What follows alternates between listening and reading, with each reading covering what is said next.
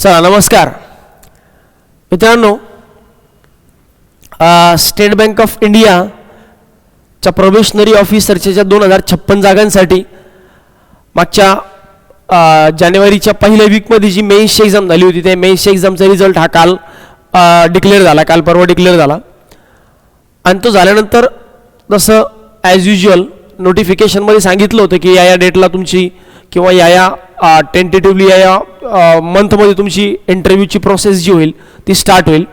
तर त्या पद्धतीने आता जे लोक क्वालिफाय झाले त्यांना आता प्रॉपरली इंटरव्ह्यूसाठी प्रिपेअर होणं किंवा प्रिपेअर करणं हे अत्यंत आवश्यक आहे.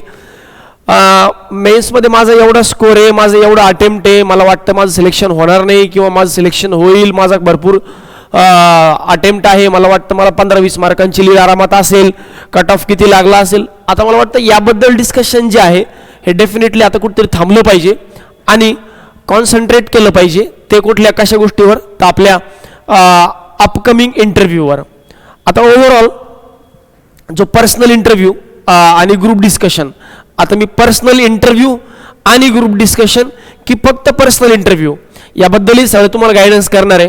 ओव्हरऑल या व्हिडिओमध्ये मी तुम्हाला एक इंटरव्ह्यू एक्झॅक्टली कसा असतो, एखाद्या विद्यार्थ्याने किंवा एखाद्या ऑर्गनायझेशनला इंटरव्ह्यू नेमका कसा घेतं, इव्हन आम्ही जे इंटरव्ह्यूज बँकांमध्ये दिले, वेगवेगळ्या बँकांचे इंटरव्ह्यू दिले, त्याच्यामध्ये आमचा एक्सपिरियन्स काय होता, रिसेंटली ज्या विद्यार्थ्यांनी इंटरव्ह्यू दिले आणि वेगवेगळ्या ठिकाणी सिलेक्ट झाले अशा लोकांचा एक्सपिरियन्स कसा होता, या सगळ्यांचा एक्सपिरियन्स जमा करून आज मी तुमच्यासमोर काही महत्त्वाचे मुद्दे या विषयावर बोलणार आहे. ठीक आहे. तर ओव्हरऑल सगळ्यात पहिल्यांदा बघूया की SBI नेमके इंटरव्ह्यू कंडक्ट करणार की कशा पद्धतीने जाणार. थोडंसं बॅकग्राऊंड क्लिअर करतो. बघा, state bank of India interview कधी घेईल सर, तुम्हाला काय वाटतं? तर बघा, स्टेट बँक ऑफ इंडियाने जेव्हा नोटिफिकेशन डिक्लेअर केलं होतं SBI POचं प्रोबेशनरी ऑफिसरचे जे नोटिफिकेशन आलं होतं, त्या नोटिफिकेशनमध्ये क्लिअरली मेन्शन केलं होतं की फेज 3 म्हणजे इंटरव्ह्यू, फेज 3 मध्ये इंटरव्ह्यू किंवा ग्रुप एक्सरसाइज आणि इंटरव्ह्यू अशा 2 गोष्टी होतील. ओव्हरऑल जर तुम्ही बघितलं तर सांगितलं होतं की जी मेन्स एक्झाम आहे ही डिसेंबर 2021 मध्ये होईल, जी एक्झाम जानेवारी 2021 मध्ये झाली, जानेवारी 2022 मध्ये झाली, पहिल्या आठवड्यामध्ये. फार काही विशेष ही परीक्षा लांबली नाही. सांगितलं होतं की जानेवारीच्या महिन्यामध्ये तुमचा मेन्सचा निकाल डिक्लेअर झाला होईल, ऑफकोर्स झालाच. आता सांगितलंय की 2nd और 3rd वीक ऑफ फेब, दुसऱ्या किंवा तिसऱ्या आठवड्यामध्ये आम्ही तुमचे मॉक इंटरव्ह्यूज पर्सनल इंटरव्ह्यूज किंवा पर्सनल इंटरव्ह्यू किंवा आणि ग्रुप डिस्कशन कंडक्ट करू. इथं स्पष्ट सांगितलंय बघा, इंटरव्ह्यू अँड ग्रुप एक्सरसाइज. म्हणजे एक तर फक्त इंटरव्ह्यू होईल, मागच्या वर्षी फक्त इंटरव्ह्यू झाले होते, मागच्या वर्षी यांनी ग्रुप एक्सरसाइज कंडक्ट केलं नाही. रिझन बिंग पॅन्डेमिकमुळं सोशल डिस्टन्सिंगचे नॉर्म्स फॉलो करावे लागतात, म्हणून मॉक इंटरव्ह्यूज त्यांनी फक्त घेतले. आणि याही वर्षी जर तुम्ही बघितलं तर ज्या निकालाची जे नोटिफिकेशन आपल्या समोर आहे, त्या नोटिफिकेशनमध्ये मेन्सचा जो निकाल लागलाय त्या नोटिफिकेशनमध्ये सुद्धा क्लिअरली मेन्शन केलंय की फेज 3 मध्ये इंटरव्ह्यू होतील. फेज 3 मध्ये हे फक्त आणि फक्त इंटरव्ह्यू होतील. तरी पण मी असं म्हणेल, तुम्ही इंटरव्ह्यू आणि ग्रुप एक्सरसाइज दोन्हीसाठी प्रिपेअर राहा. तुम्ही फक्त आणि फक्त इंटरव्ह्यूच होतील असं ॲज्युम करू शकता, पण मी म्हणेल प्रिपेअर दोन्हीसाठी राहा. कारण ऑफकोर्स ग्रुप डिस्कशनचं जर प्रिपरेशन केलं तर इंटरव्ह्यूमध्ये सुद्धा त्याचा बेनिफिट डेफिनेटली खूप जास्त होईल. त्यामुळं कुठल्याही विद्यार्थ्याने प्रिपेअर करताना ग्रुप डिस्कशन आणि इंटरव्ह्यू दोन्हीसाठी प्रिपेअर केलं पाहिजे. तसं आमच्या साईडनं आम्ही नेमकं तुमच्याकडून कसं प्रिपेअर करून घेणार आहे हे पुढे टप्प्याटप्प्याने सांगतो. इव्हन नोटिफिकेशनमध्ये जर तुम्ही अजून बघितलं, नोटिफिकेशनमध्ये जर तुम्ही आणखी बघितलं की काय काय दिलंय, तर नोटिफिकेशनमध्ये सुद्धा क्लिअरली मेन्शन केलं होतं की तुमची सिलेक्शन प्रोसेस नेमकी कशी असेल. सिलेक्शन प्रोसेसमध्ये सांगताना तुम्हाला स्पष्ट सांगितलं होतं की जी सिलेक्शन प्रोसेस होईल ती बघा, in view of social distancing and safety measures necessitated due to COVID-19 pandemic, the third phase may comprise of interview only 50 मार्काला or interview 30 marks and group exercise 20 marks. म्हणजे जर फक्त इंटरव्ह्यू झाला तर 50 मार्कांना होईल आणि ग्रुप डिस्कशन प्लस इंटरव्ह्यू झाला तर interview 30 मार्कांना आणि ग्रुप डिस्कशन जे आहे हे 20 मार्कांना या पद्धतीने असेल. मग आता ओव्हरऑल SBI POचा इंटरव्ह्यू होईल की ग्रुप डिस्कशन होईल यावर जास्त चर्चा न करता मला वाटतं आपण आपली चर्चा जी आहे ही ओव्हरऑल त्याच्या तयारीकडे जास्त शिफ्ट केली पाहिजे यावर करूयात. कारण आपल्याला तयारी करताना ही दोन्हींची तयारी करायची आहे. आपल्याला फक्त आणि फक्त इंटरव्ह्यूचीच किंवा फक्त आणि फक्त ग्रुप डिस्कशनचीच तयारी करायची नाही. एक्झॅक्टली हे सांगत असताना सगळ्यात पहिल्यांदा मुद्दा असा होता की SBI यावर्षी काय करेल, फक्त ओनली इंटरव्ह्यू घेईल की ग्रुप डिस्कशन प्लस इंटरव्ह्यू घेईल. तर मला वाटतं यावर्षी SBI फक्त इंटरव्ह्यू घेईल. स्टील तयारी करताना तुम्ही याची आणि याची दोन्हींची तयारी करणं आवश्यक आहे. त्यामुळे इंटरव्ह्यूची तयारी करताना तुम्ही ग्रुप डिस्कशन आणि मॉक इंटरव्ह्यू या दोन्हींची तयारी करा, फक्त याची तयारी करू नका. ठीक आहे सर, आमचं काय नुकसान होऊ शकतं, काय फायदा होऊ शकतो? ग्रुप डिस्कशनची तयारी केली तर बोलण्याचा कॉन्फिडन्स वाढेल. 4 चौघात बोलण्याचा कॉन्फिडन्स वाढला तर अल्टिमेटली पॅनल समोरही बोलण्याचा कॉन्फिडन्स तुमचा थोडासा हाय असेल. त्यामुळं ट्राय करताना प्रिपेअर करताना ग्रुप डिस्कशन आणि इंटरव्ह्यू दोन्हीचं प्रिपरेशन करा. पुढच्या मुद्द्यावर या. आता नेमका इंटरव्ह्यू असतो काय? What is interview? इंटरव्ह्यूमध्ये कुठल्या कुठल्या टाईपचे क्वेश्चन विचारले जातात? ठीक आहे, सगळ्यात पहिल्यांदा नेमका इंटरव्ह्यू असतो काय याबद्दल आपण थोडीशी चर्चा करूया की नेमका इंटरव्ह्यू काय असतो, टाइप्स ऑफ इंटरव्ह्यू. बघा, मी नेहमी सांगतो की इंटरव्ह्यू नॉर्मली 2 प्रकारचे होतात. एक सेल्फ ड्रिव्हन इंटरव्ह्यू, दुसरं रँडम इंटरव्ह्यू. सर थोडं स्पेसिफाय करा किंवा क्लॅरिफिकेशन द्या की नेमकं याच्याबद्दल काय तुम्ही सांगाल. याला थोडंसं क्लिअरली सांगा, टू द पॉइंट सांगा. आता जर तुम्ही असं विचारत असताल की सेल्फ ड्रिव्हन इंटरव्ह्यू म्हणजे काय आणि रँडम इंटरव्ह्यू म्हणजे काय, बघा समजा तुम्हाला प्रश्न विचारला, tell me something about you. लगेचच्या लगेच तुम्ही सांगितलं sir my name is Rahul Misal, I have completed my graduation in BSc with first class from Dr. Babasaheb Ambedkar Marathwada University. Talking about my hobbies, I like to play and watch cricket. Sachin Tendulkar is my favorite player, cricket player. I belongs to Jalna district which is famous for किंवा I belongs to Jalna district, I came from Jalna असंही म्हणू शकता तुम्ही.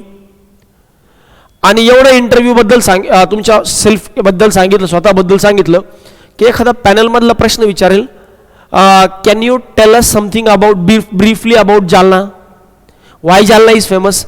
Sir Jalna is famous for steel industry, seed industry, steel industry. Jalna is largest agriculture market in Maharashtra, one of the largest agriculture market in Maharashtra.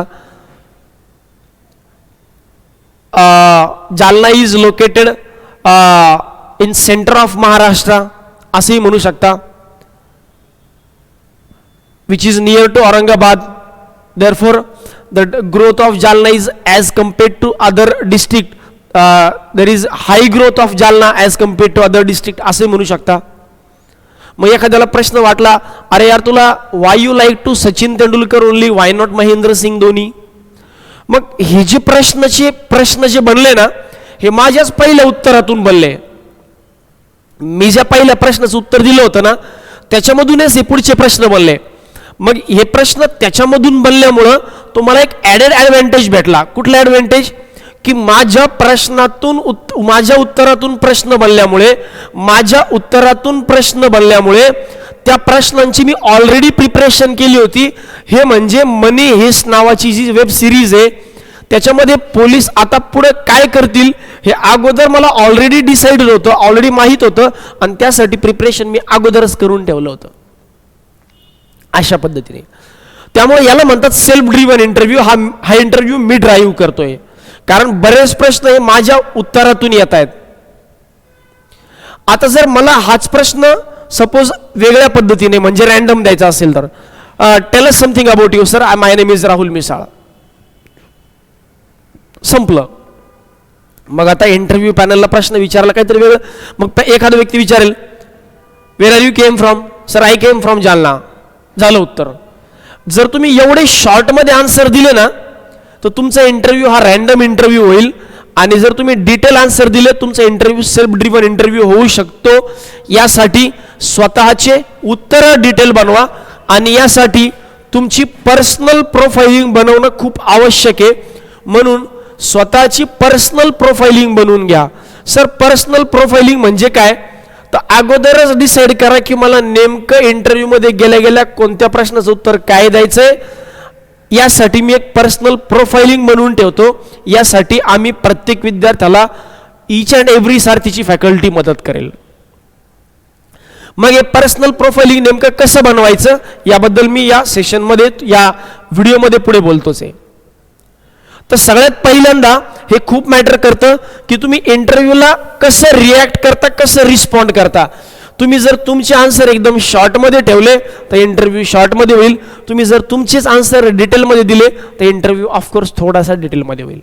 आणि जो interview डिटेलमध्ये होतो आणि रट्ट्या मारलेले answer जे आहेत हे प्लीज देऊ नका. What is repo rate? Sir repo rate is a rate at which RBI lends money to government bank किंवा पब्लिक सेक्टर बँक किंवा to the commercial banks, and that rate of interest is called as repo rate. याच्यामध्ये reserve bank of इंडियाने म्हणजे RBIने commercial बँकांना जो पैसा दिला जातो त्या पैशावर लावणाऱ्या व्याजाचा दर म्हणजे रेट ऑफ रेपो रेट असतो. हे क्लिअर मेसेज जातो, हे रट्टा मारलेला आन्सर नाही. नाही तर मग गुगलवरचे answer the rate at which RBI lends money to RBI lends money to commercial bank. पण पुढे रेट ऑफ इंटरेस्ट जर हे शब्द थोडेसे ॲडिशनल लावून दिलं तर साध्या माणसालाही, जनरल ज्याला इंग्लिश साधी येते अशा लोकांनाही क्लिअरली कळतं, आणि याच्यामुळे तुमचा रट्टा मारलेले आन्सर नाही हे पण क्लिअरली कळतं. त्यामुळे थोडंसं आन्सर जे आहे डिटेलमध्ये आणि स्वतःच्या मनाने बनवा. गुगलचे रट्टा मार आन्सर देऊ नका. लोक तुम्हाला म्हणतील तुम्ही स्वतःच्या स्टोऱ्या बनवा, स्टोऱ्या बनवून काही पण सांगा, असले फालतू प्रकार करू नका. स्टोऱ्या बनवणं म्हणजे खोटं बोलणं असतं, आणि खोटं बोलणं हे इंटरव्ह्यूमध्ये जर पकडलं गेलं तर डायरेक्ट इंटरव्ह्यूमध्ये खूप कमी मार्क किंवा फेल येऊ शकता. आणि खोटं बोलायला खूप हिंमत लागते. खोटं बोलायला खूप खोट्यावर खोटं जस्टिफाय करत बसावं लागतं.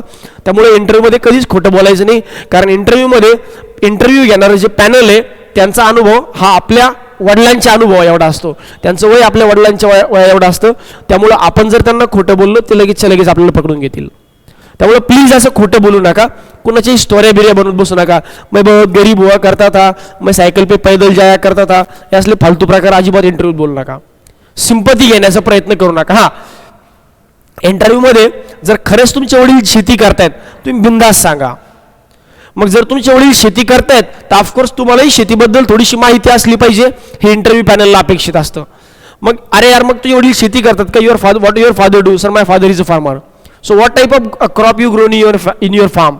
Sir we grow normally soybean, we grow मका, we sow cotton. So what is the average yield per hectare of cotton? Sir, around 15 to 20 hectare, 15 to 20 quintal per hectare. मग हे असं मला बोलता आलं पाहिजे. So what is the current rate of cotton now days? Sir around 10,000. म्हणजे प्रत्येक प्रश्न जो माझ्या उत्तरातून बनणार आहे त्यासाठी मी आधीच प्रिपेअर असलं पाहिजे. याला म्हणतात सेल्फ ड्रिव्हन इंटरव्ह्यू. आणि जर तुम्ही खोटं बोलले तर मग तुमचे वांदे होऊन जातील. मग एखाद्या प्रश्नाचं उत्तर आपल्याला आडमतडम विचारलं, sir my father is a farmer. बरं बाबा मग हा टरबूज कुठे येतं? तर जमिनीच्या खाली की जमिनीच्या वर? सर ते जमिनीच्या वर झाडाला असे लटकतात. अरे बाबा टरबूज झाडाला लटकत नसतात, टरबुजाची वेल असते ते जमिनीवरच असतात, जमिनीच्या खाली नसतात, ते जमिनीवर पडलेले असतात. मग याच्यात तुम्ही पकडले गेले की अरे यार यानं खोटं बोललं. त्यामुळे एक खोटं लपवण्यासाठी 1000 खोटं बोलावं लागतात. त्यामुळे खोटं इंटरव्ह्यूत कधीच बोलायचं नाही, ते लगेच पकडलं जातं, कारण त्या लोकांचा अनुभव आपल्यापेक्षा फार मोठा असतो. ठीक आहे. तर पर्सनल प्रोफाइलिंग जे आहे हे आम्ही तुम्हाला बनवून देऊ. तुम्ही फक्त एवढं लक्षात ठेवा की तुम्हाला इंटरव्ह्यू हा रॅन्डम नाही, तुम्हाला इंटरव्ह्यू हा सेल्फ ड्रिव्हन इंटरव्ह्यू बनवायचा आहे. ठीक आहे. पुढच्या मुद्द्यावर येऊया. बघा आता एक्झॅक्टली इंटरव्ह्यू मध्ये नेमके कोणकोणत्या प्रकारचे क्वेश्चन विचारले जातात. इंटरव्ह्यूमध्ये विचारले जातात बघा पर्सनल किंवा HR क्वेश्चन. मग हे नेमके कोणत्या प्रकारचे क्वेश्चन असतात मी पुढे सांगतोय. बँकिंग अवेअरनेसवर मोस्ट प्रोबेबली कोणते क्वेश्चन विचारले जाऊ शकतात, करंट अफेअर्सवर कोणते क्वेश्चन, टेक्निकल किंवा अकॅडमिक बेस्ड क्वेश्चन. नॉर्मली हा विचारण्याचा ट्रेंड आपल्याकडे नाही आहे, कारण आपण काही टेक्निकलची एक्झाम देत नाही आहे. आपण जर एखाद्या कंपनीमध्ये कॅम्पससाठी इंटरव्ह्यू देतोय तर मग टेक्निकल क्वेश्चन आपल्याला विचारले जातात.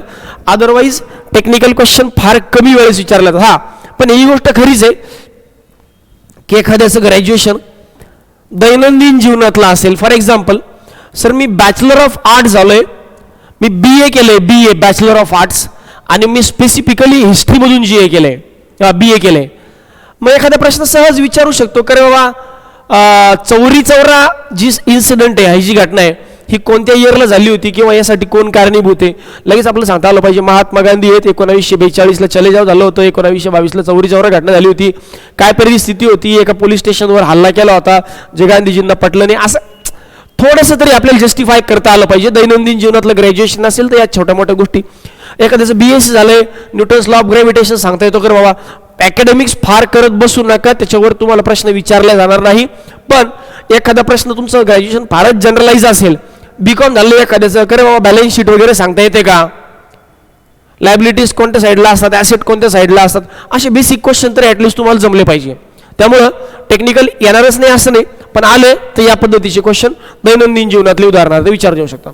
आता या टाईपचे क्वेश्चन मला इंटरव्ह्यूमध्ये विचारले जातील. मग या टाईपचे क्वेश्चन जेव्हा मला विचारले जातील तर मग कोणकोणत्या टाईपचे क्वेश्चन प्रिपेअर करू.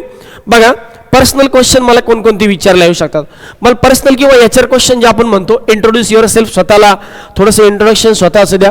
या केसमध्ये अपेक्षा काय असते, पर्सनल इंटरव्ह्यूचे हे जे सगळे क्वेश्चन आहेत यासाठी आपण लेक्चर्स घेणार आहोत. सध्या मी तुम्हाला फक्त एक क्वेश्चन कशासाठी देतोय, हे क्वेश्चन मी तुम्हाला थोडंसं पुढे मी तुम्हाला 2-3 दिवसांचा टास्क देणार आहे, त्यासाठी मी एक क्वेश्चन तुम्हाला देतोय.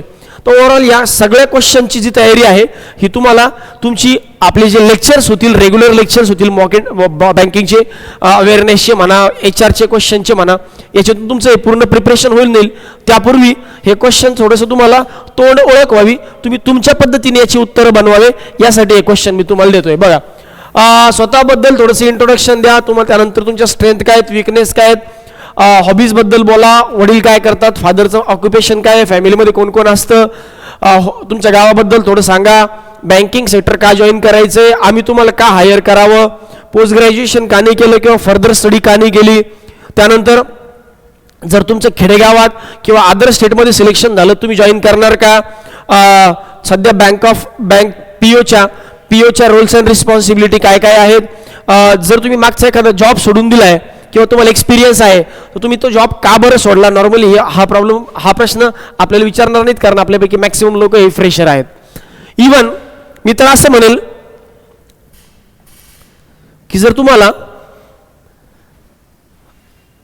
कपड्याच्या दुकानावर कामाचा एक्सपिरियन्स असेल ना, तो पण तुम्ही मेन्शन करू शकता. बायोडाटा फॉर्म येतो ना त्यांचा, एक जो बायोडाटा फॉर्म येतो ना त्याच्यावर तुम्ही तुमचा छोट्यातल्या छोटा मोठ्यातला मोठा कुठलाही एक्सपिरियन्स असेल ना मेन्शन करा. कसं होतं, तेच मुलं, तेच प्रश्न, तेच क्वेश्चन घेऊन इंटरव्ह्यू पॅनल पण बोर होतं. पण एखादा कॅन्डिडेट येतो ज्याच्याकडे रेग्युलर मुलांपेक्षा काहीतरी एक्स्ट्रा ऑर्डिनरी नॉलेज असतं, एक्स्ट्रा गोष्ट असते. फॉर एक्झाम्पल, आता ही गोष्ट खोट्याने बनवू नका, असेल तर मी बोलतोय. फॉर एक्झाम्पल, मी बँकिंगचा क्लास जॉईन करण्यापूर्वी किंवा मी बँकिंगची तयारी करण्यापूर्वी एका शाळेवर टीचर म्हणून काम केलं होतं, टीचर म्हणून. मग मी जर तिथं सांगितलं की sir I work as a teacher in a secondary school for 6 months, तर मग इंटरव्ह्यू पॅनल एक वेगळा विषय भेटला डिस्कस करायला, गप्पा मारायला, चर्चा करायला. हो, that's great. So what type of work you was working there? Sir, I was a teacher. So which subject you taught there? कुठल्या सब्जेक्ट तू शिकवलं तिकडे? Sir, I was teaching mathematics there. So why you left your job? Sir, actually I was working in a private school and there is no salary or there is less salary. So that's why I decided to go in that sector where I can grow myself as well as I will get high salary. म्हणजे असं वेगवेगळ्या रिझनमुळे मी माझा job सोडून दिला.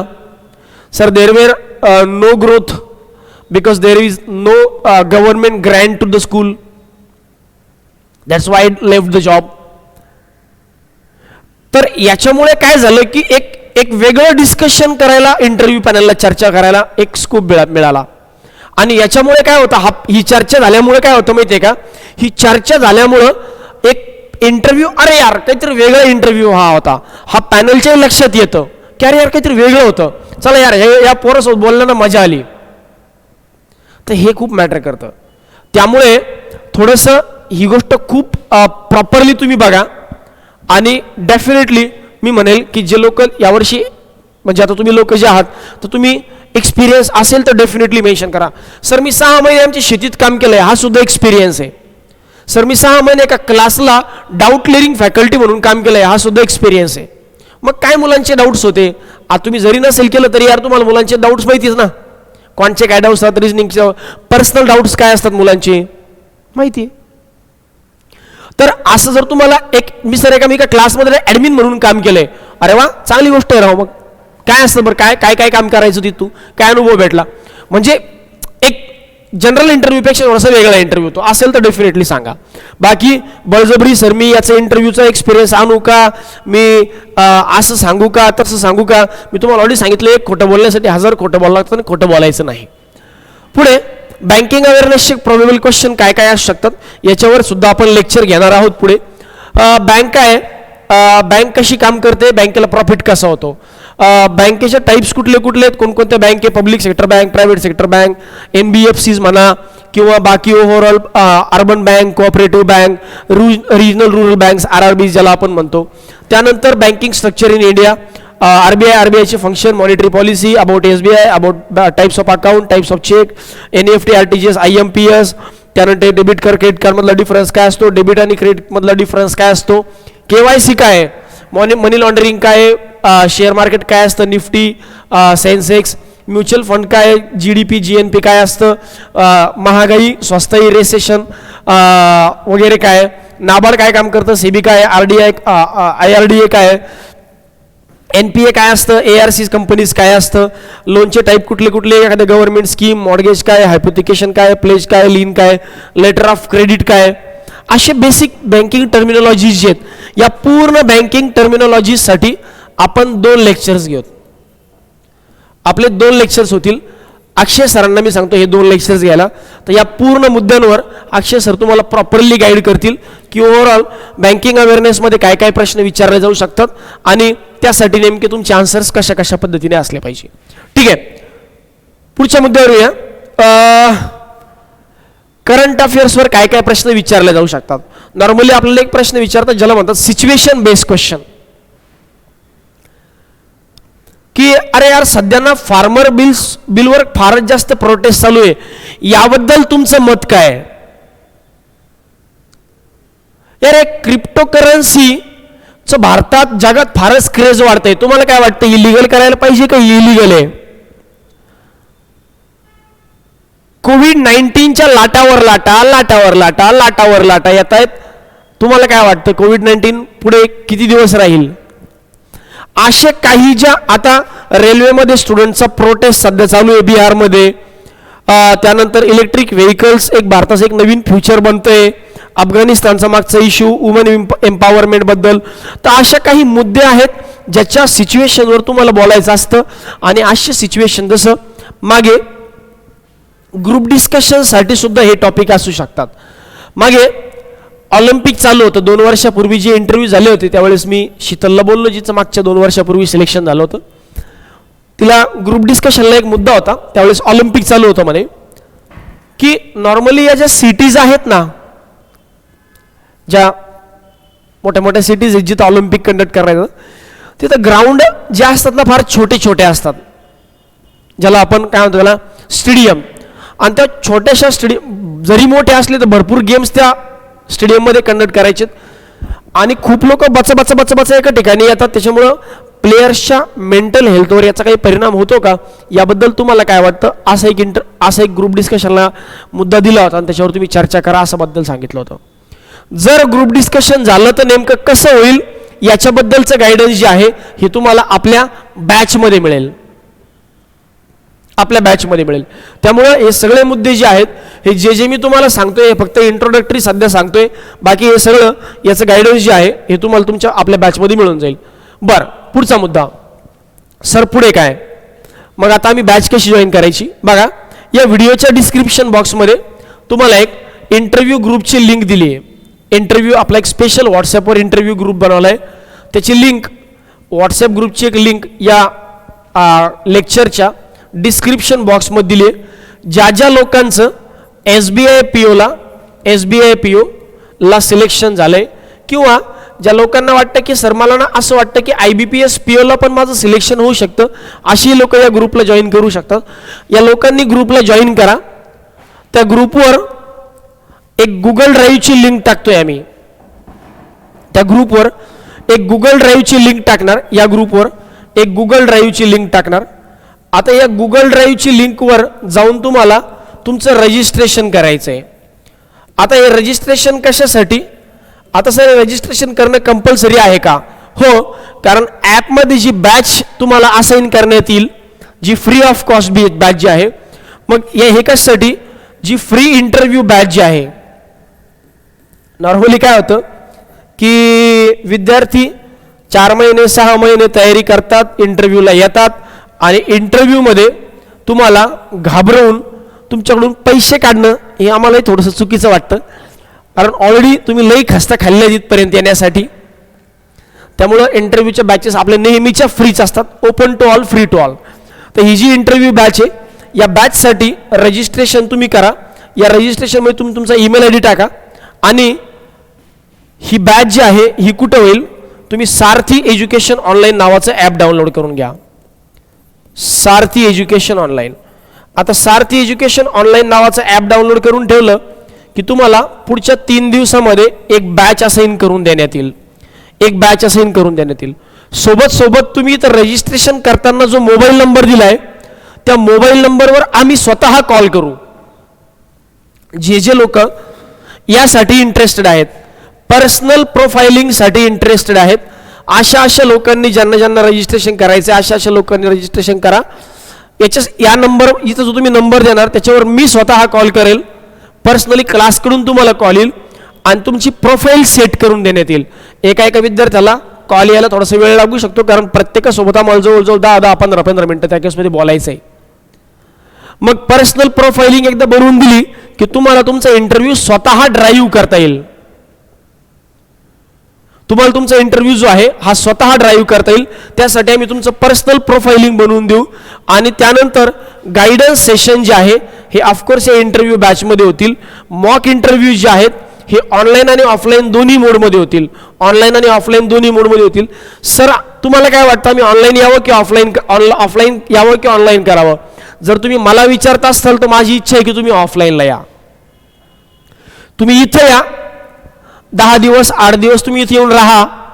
कमीत कमी 4-4, 5-5 interview आमच्याकडे येऊन द्या. आणि विश्वास ठेवा, तुम्ही मॉक इंटरव्ह्यूला आलात तर तुम्हाला अल्टिमेट सोल्युशन देऊ. तुम्हाला कुठेही भटकण्याची गरज पडणार नाही. इंटरव्ह्यूसाठी तुम्हाला सारथी हा शेवटचा पर्याय असेल. यानंतर तुम्हाला कुठेही जाण्याची गरज नाही पडणार. प्रत्येकाची प्रोफाईल सेट करून देऊन, प्रत्येकाला प्रोफाइलिंगवर प्रॉपरली काम करून सेल्फ ड्रिव्हन इंटरव्ह्यू कसा बनवायचा याच्यासाठी आम्ही तुम्हाला प्रत्येक फॅकल्टी क्लासची, मी असेल, पाटील सर असेल, वरडे सर असतील, कोंगे सर असतील, अक्षय सर असतील, आम्ही प्रत्येक फॅकल्टी तुमच्यावर पर्सनल अटेन्शन देऊन या सगळ्या गोष्टी करून घेऊ. यासाठी तुम्हाला फक्त एक गोष्ट स्ट्रिक्टली फॉलो करायची आहे की इथं येऊन थांबायचंय. नाही सर माझं येणं शक्यच नाही, मी फार भंडारा, गोंदिया, मुंबई, पुणे इथून राहतोय, मला तिथे येणं शक्य नाही. काही टेन्शन घेऊ नका, आम्ही तुम्हाला पर्सनली कॉल करणारच आहोत, प्रत्येकाला प्रोफाइलिंग सेट करून देणारच आहोत, आणि त्यानंतर ऑनलाईन तुमचे मॉक इंटरव्ह्यू घेऊ. झूम मीटिंगवर किंवा व्हॉट्सॲपच्या व्हिडिओ कॉलिंगवर तुमचे मॉक इंटरव्ह्यूज होतील. प्रत्येकाचे कमीत कमी 3-3, 4-4 मॉक इंटरव्ह्यू होतील, याची आम्ही स्वतः काळजी घेऊ. ठीक आहे. त्यामुळं अजिबात या केसमध्ये टेन्शन घेण्याची गरज नाही.